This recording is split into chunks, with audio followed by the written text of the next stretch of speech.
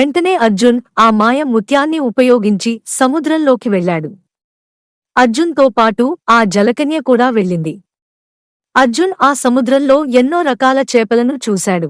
కొంత దూరం వెళ్ళాక వారికి ఒక సముద్ర పాము కనిపించింది.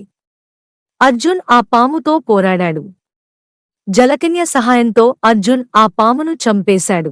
వారు తిరిగి ప్రయాణం కొనసాగించగా వారికి ఆ పాత ఓడ కనిపించింది. అర్జున్ మరియు ఆ జలకన్య ఆ ఓడలోకి వెళ్లారు. కొంత దూరం వెళ్ళగానే వారికి ఒక మాంత్రికుడు మరియు జలకన్యల మిత్రులు కనిపించారు.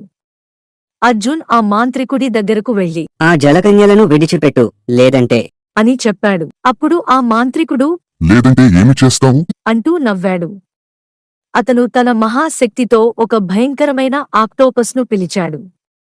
అర్జున్ మరియు ఆ జలకన్య కలిసి ఆ ఆక్టోపస్తో పోరాటం ప్రారంభించారు.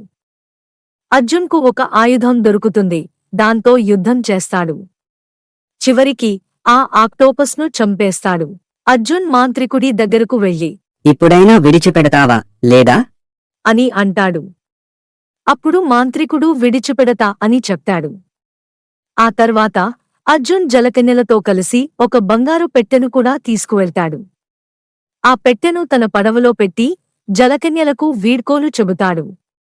అర్జున్ ఆ పెట్టెను తన గ్రామానికి తీసుకెళ్లి ప్రజలకు ఇస్తాడు. అప్పుడు గ్రామస్థులు అర్జున్ను మెచ్చుకుంటారు.